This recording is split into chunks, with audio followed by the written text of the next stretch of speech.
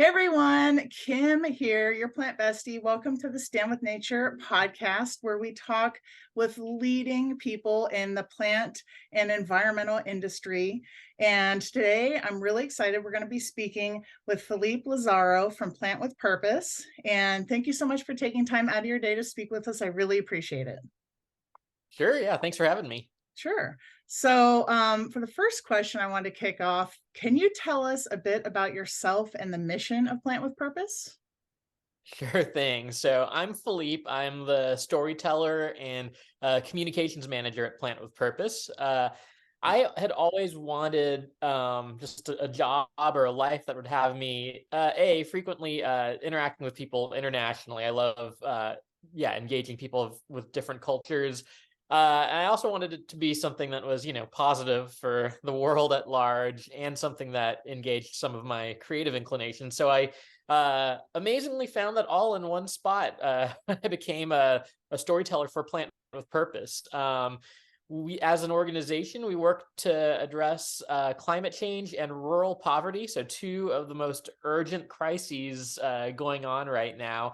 And yeah, as a storyteller, my goal is to help people better understand and connect with our mission, find their place in it, and to do a good job of representing the experiences of our participants and partners across the world, because they have pretty powerful life stories. And kind of when you get to understand what climate change looks like from their point of view, so many things make so much more sense. Yeah, in fact, I like to think of my job, my gig, as like the opposite of a newscaster.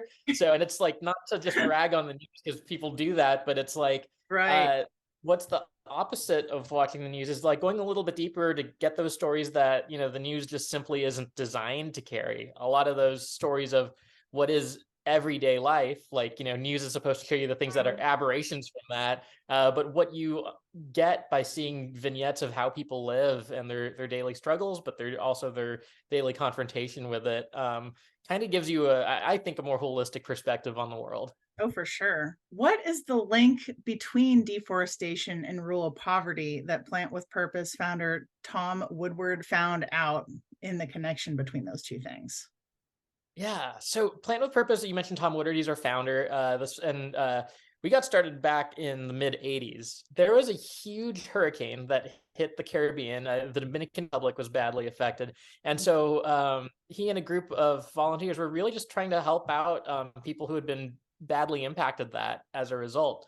Mhm. Uh, Doing that visit, you kind of had to confront poverty. And I think the big aha that came out of it was that you can't sustainably address poverty in a way that lasts. If you want to go beyond just a handout to give people a little more to stretch them further, you Mhm. can't go beyond that without addressing people's livelihood. And in the DR and in many places around the world, that's farming. One of my favorite statistics that I just find eye-opening is if you look at people around the world who experience extreme poverty, 8 out of 10 of them are in rural areas, which means their livelihoods are just heavily linked and dependent on agriculture. Wow, That's yeah. kind of the strong point of connection between something like the climate crisis and just broad poverty around the world. Wow, that's a huge statistic. That's mind-blowing. That's crazy. And can global poverty and environmental damage be reversed at all, or is it something that's pretty much set in stone and there's nothing, unfortunately, that could be done? Yeah, I don't think I would have my job or that we would exist as an organization if it couldn't be reversed. So that's Yeah. good news. Yeah, I think the thing is it really functions like a cycle, and I can kind of explain a bit more as we get into it. But a lot of the things that drive environmental degradation in rural areas are at the very least exacerbated by poverty, by people living at a desperation level and feeling like they have to do things that exploit their land as a means for survival. And then of course that damages the land in the long run, which furthers poverty. So it's a cycle, but the good news about cycles is they work in the reverse direction in the same way. So if you Mhm. can make improvements on people's environmental health, that improves their economic situation, which then gives them more leeway to make better choices for their environment. So can you explain what reforestation means? I'm sure a lot of us have this textbook example, but I'm sure, as you've already expressed several times throughout the interview, even early on, what you think you might understand is always a little bit different when you're actually on the ground and seeing things. Yeah, so kind of broadly, I think a lot of people recognize reforestation as expanding tree cover, and planting trees, in short. And I think you've seen a lot of interest in reforestation pop up recently, for good reason. Climate action is urgent, and being able to plant trees that sequester carbon is something we need. We've seen this deforestation trend in a negative direction for so long that it's important to reverse that. But what I think not all approaches to reforestation are the same. I think you've Mhm. seen some efforts to just plant a large quantity of trees go wrong when you're not necessarily paying attention to things like the species of trees that are being planted, the role that they'll Mhm. play in the local ecosystem. And I think really importantly, the way a local population will understand the planting of these trees and the role they'll play in it. So I Mhm. think sometimes you see that, like, a big concern, a question I often get is, won't people just end up cutting down their trees? Because it's true, in a lot of places, trees can be harvested for timber or charcoal or things that make quick cash. And if people aren't involved in in the planting of the trees, if they're not consulted or collaborated with, and these trees just appear, it can actually, create this new market effect of further deforestation. Right. It's going to So continue the what cycle. Right. So, yeah, what really like about our model, and I think what's made things work really well, is just that heavy involvement of local leadership, local ownership. We use this approach called community designed restoration, and it's really just co-led by community members themselves. We provide curriculum and training and talk about the things like the importance of native tree species, and they help keep us informed of like factors that'll go into their own decision making. At the end of the day, it's their choice as to what trees are being planted and where, and we help them make that decision well. But I think that's the reason why our trees fare well, and communities receive them and feel a sense of ownership and protection over their forest areas.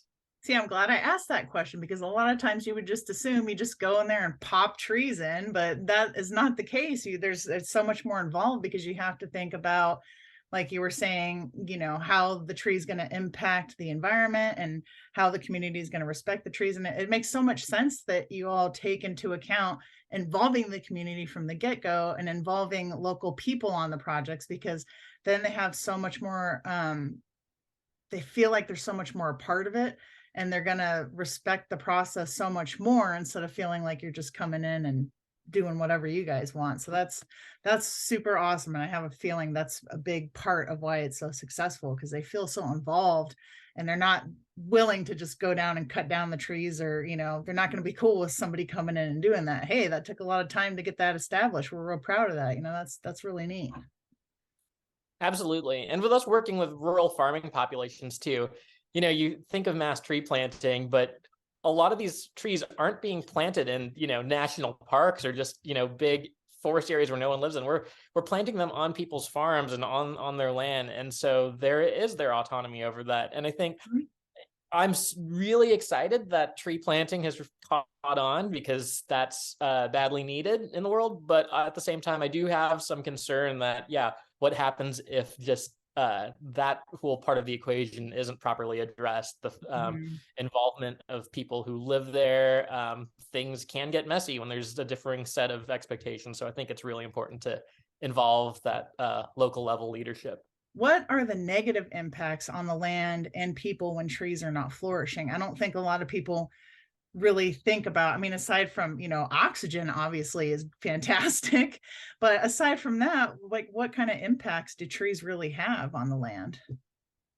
Yeah, and oxygen's a big one. You've probably experienced when you walk from like a space without trees into like a sudden forest, that like drastic shift. And I kind of love that feeling of just suddenly feeling like the air got this big quality boost. But in addition to that, and these are things that become so much more tangible and visible as I've seen them. But when you don't have trees soil takes a big hit. Soil becomes vulnerable to erosion. Tree roots hold soil down. It fixes a lot of those nutrients in place. And a lot of the areas we work in tend to be mountainous or on steep hillsides. You know, we work with farmers, and I think sometimes if you're living in a US context, you might think of like our farms in Iowa or Nebraska, which are known for being very flat, but Yeah. many parts of the world, it's quite the opposite. Our farms are often located on very steep hillsides.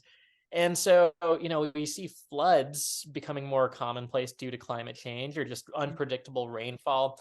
And without trees, water that rushes down just wipes out soil nutrients. It wipes out all the good stuff in there that's needed to support plant growth, but trees and crops and the things people need to grow to eat and earn an income.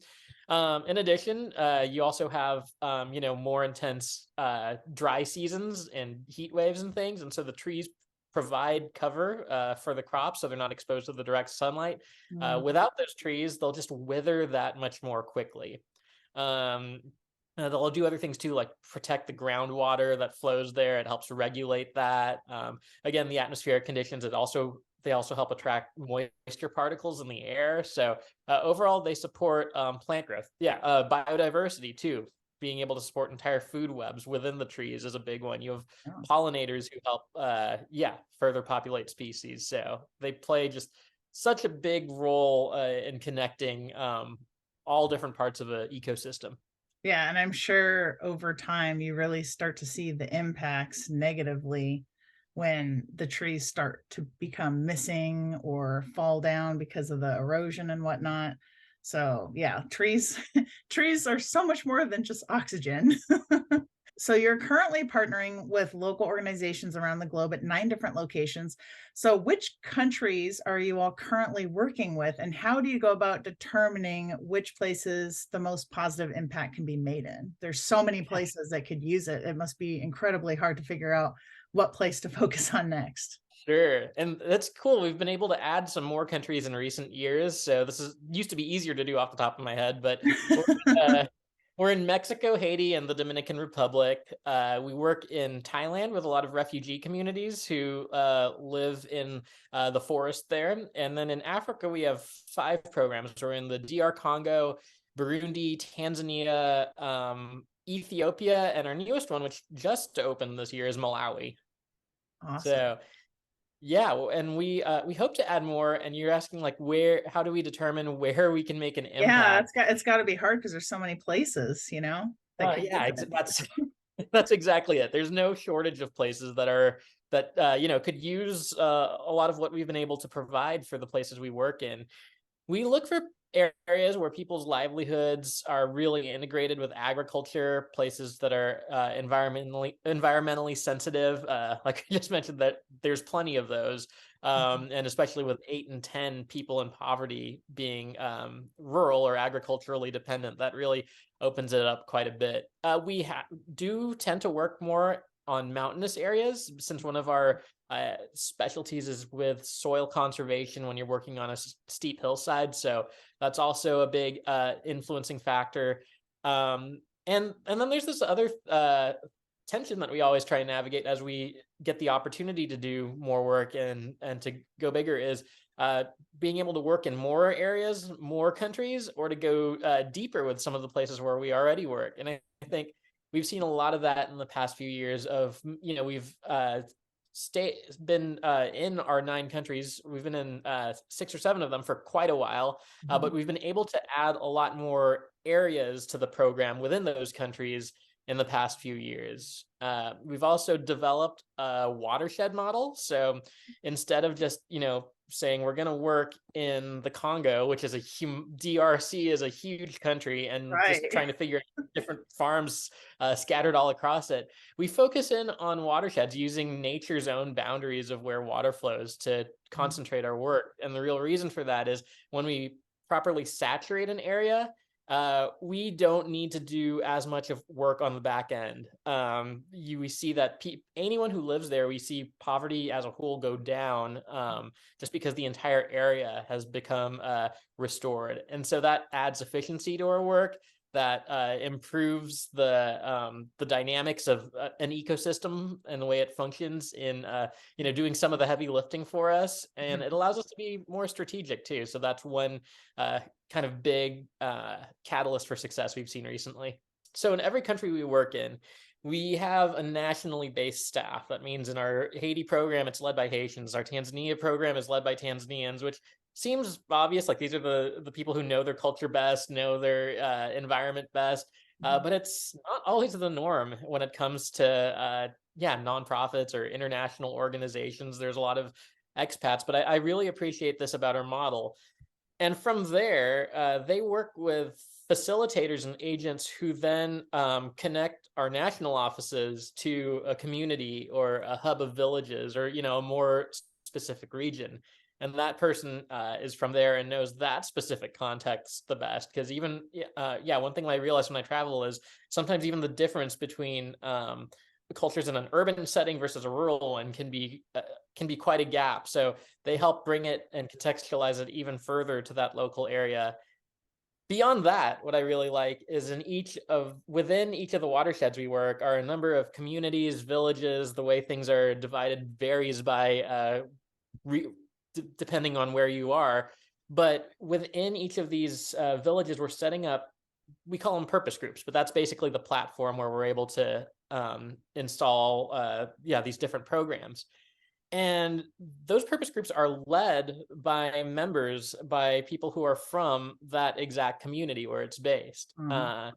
This is probably the most exciting part, because you see people who join the program experience the benefits of learning regenerative agriculture skills, having a place to save money and take out loans from each other, which is another function of them. And a lot of these people within 3-4 years just might end up being a president or a secretary of the group. Each one kind of selects their own bylaws and votes for their own leadership based on how they've structured it. And for a lot of people, that furthers the sense of ownership and agency and ability to contribute to your own area's improvement. We don't hear people as often talking about just thank you for coming here and giving us this stuff. We hear people thanking us, but oftentimes we also hear it with we know we can improve. We know, it's that whole like we have the ability to do this ourselves that makes a Yeah. huge difference. And the one other thing that I find really cool is so many times these groups elect leaders who might not have ever gotten an opportunity like that before. Mhm. And Mhm. and we see a lot of women leading our purpose groups in countries where that's not the norm or very commonplace. Mhm. We see people with disabilities who used to feel outcasted or like they didn't have a role, find a huge way to contribute. And seeing that has been kids. Yeah, we often see teenagers like lead groups in their communities. So it's a great platform down to that level. Okay, so what tactics are used for rebuilding healthy soil? So compost would be one, getting rid of fertilizers. What tactics do you usually focus on? And do most of the people that do the farms already use these things, or is this stuff that's usually new to them? And how do you all go about teaching them? Because there's probably so many different ways to go about it. And does it vary by region, because every single place in the world probably has different soil issues? Yeah, it can vary by region. There are some that are pretty popular that we broadly apply.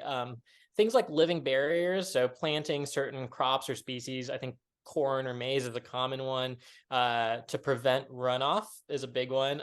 Some folks might construct a gabion wall, which is kind of a barrier made of stone that's coarse enough to allow water to flow, but that And can help how do retain. they how would corn prevent runoff? Does it have like deep roots, or how? Sorry, probably a dumb question, but how would it prevent runoff? No, yeah, you're exactly right. Just kind of the structure of the way corn roots itself into the earth. Okay. It helps provide that. And then again, planting along contour lines is another big one. Just understanding like the slope of land and how the way water can escape and can lead to nutrients, and helping basically people understand like just the entire function of the way the whole landscape will function as a whole. You asked if these are new techniques or old, and the answer is actually a bit of both. So a lot of times, what I'm finding is what we're doing is tapping back into maybe an indigenous practice or something that has deep roots in the local culture. When I went to Oaxaca a couple years ago, I was introduced to the milpa system, which is this method of interspersing corn, beans, and amaranth, and a couple other crop species. I forget the exact composition, but it was like this really strategic pattern that goes way back to Mayan farming practices. And so it's not necessarily that we're coming in with these brand new innovations, but what happens in a lot of cases is they can be disrupted for a variety of means. Maybe there's been something to incentivize the overproduction of one crop that's common in a lot of parts of the world. Another thing that happens in the case of Burundi is a lot of the people we work with were displaced from their farmlands for a long time due to conflict. And so you have a new generation of people moving back into these farms that have been neglected for over a decade. So yeah, it's kind of a yes and to both. Could you explain what agroforestry is? Yeah, this is another big one, and especially when we're talking about tactics for rebuilding soil. Agroforestry, if I could like sum it up in a nutshell, it's kind of integrating tree planting with the way you're growing your crops or the land you're growing your crops on. And so, kind of as I mentioned earlier, the presence of trees will help protect soil nutrients and groundwater and air quality, and it'll protect them from intense weather or withering from direct sunlight. All those benefits, you see a lot of these, like a really healthy relationship between trees and crops that grow smaller and beneath them.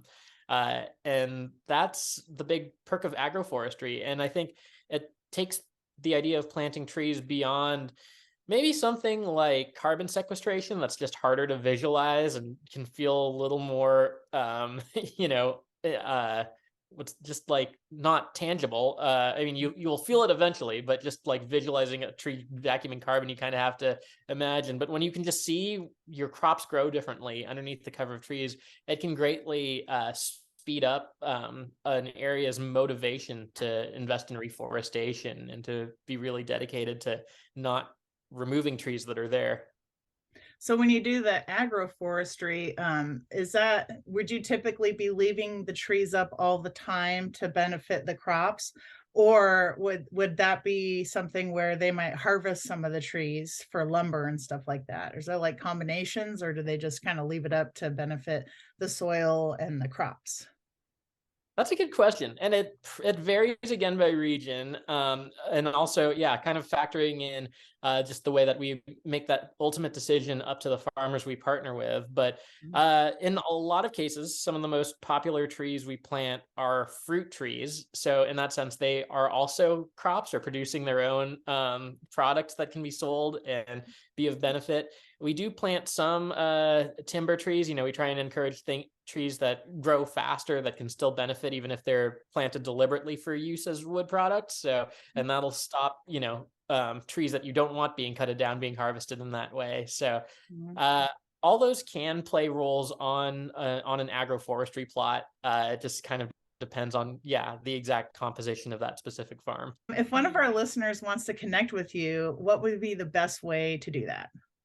Yeah, plantwithpurpose.org is our site where you can just dig deeper into the specific places we work or the way we apply our programs. You can sign up to be a donor there as well and just kind of have recurring support for our communities. We're active on most social media platforms where, yeah, people hang out. So Instagram, TikTok, Twitter, etc. And so over there, I think generally the best way to find us is just search for Plant with Purpose. Plant W Purpose on some handles where that was already taken, but yeah, we're there. So if our listeners want to help out your cause, what's the best way that they can do that? Yeah, I mentioned, yeah, you could donate at plantwithpurpose.org and that'll support our whole program. I think one quick and easy way that can feel more tangible is like through planting trees. And so planting trees through our program, one thing that's cool is that the cost ends up being just $1 per tree. Wow. And within that dollar, that accounts for not just the tree itself, but kind of all the logistics and community development uh, activities that go around that, as well as the monitoring and evaluation of the health and things like survival rate. We really rely on some rigorously gathered data to make sure what we're doing is having the impact we hope it does.